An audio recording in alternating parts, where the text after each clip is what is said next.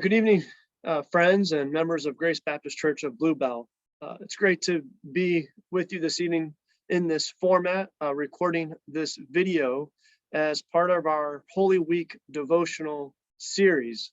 We're going to record 6 videos this week, devotional, and share them as we journey deeper into Holy Week and as we journey together and conclude our journey through Mark's Gospel. I hope through these videos and through the emails that I will send to you that we will deepen our journey together.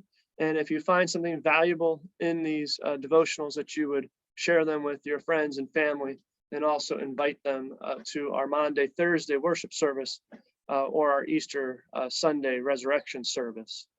The devotional thought this evening comes from the Gospel of Mark, chapter 11, verses 12 to 25. This is the passage after Jesus' entry into Jerusalem. And in this passage, we find a couple things happening. First, as Jesus and his disciples are journeying into Jerusalem, they encounter a fig tree. Jesus is hungry, and he goes over to the fig tree, and he seeks to see if there's food, there's fruit on the fig tree. And finding none, Jesus pronounces a curse upon the fig tree. Jesus then goes into the temple, and in the temple he finds that there are money changers and those selling doves, and commerce is rampant in the court of the temple. And this is the passage where Jesus overturns the tables of the money changers and throws out those who are selling doves. People call this the cleansing of the temple,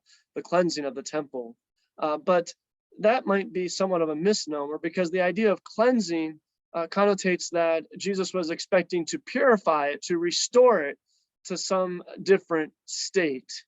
But Jesus was actually doing something much different in this passage.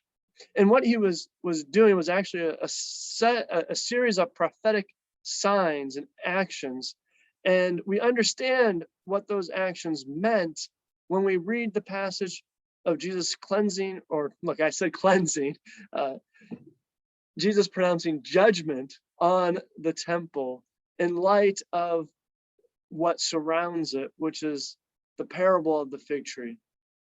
Because the next day, when Jesus and his disciples encounter the fig tree has withered. It has stopped producing fruit. Jesus expected this fig tree to have fruit, and having none, it was failing to fulfill God's purposes for it. And so there is judgment pronounced upon it.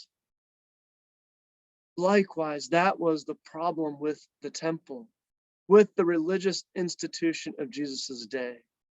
It had failed in its task, in its purpose that God has appointed for it, that God had appointed for it. Jesus said, "My house shall be a house of prayer for all people, but you have made it a den of robbers." There he was quoting the prophets, Isaiah and Jeremiah. You see, in the Old Testament, the only division in the temple was between priest and people. But by the time of Jesus' day, the temple was segregated according to gender and race. The outer temple courts, the area for the Gentiles, was overrun with commerce, and worship was not able to take place there. The temple had ceased to fulfill its purpose of drawing all peoples to God for worship. As we close this devotional this evening, we may ponder whether Jesus's words have any implications for religious institutions today. Are we fulfilling God's purposes to love God and our neighbor, to do justice, love mercy, and to walk humbly with our God, to make disciples of all nations? Are we fulfilling God's purposes to be a people where people can find their crowd, their home? The story is told of a man who was looking for a good church to attend. He happened to enter one in which the congregation and the people and the preacher were reading from their prayer book.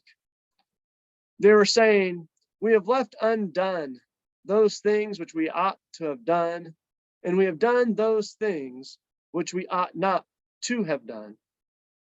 The man dropped into his seat, and he sighed with relief as he said to himself, thank goodness, I found my crowd at last. Thank goodness. That's the kind of prayer, that's the kind of house, that's the kind of people where people will feel welcome and at home. May we be that kind of people. Amen. Pray with me, please. Lord, help me in the congregation I belong to create a community where people can find their home in you. Amen. Until tomorrow, have a great night.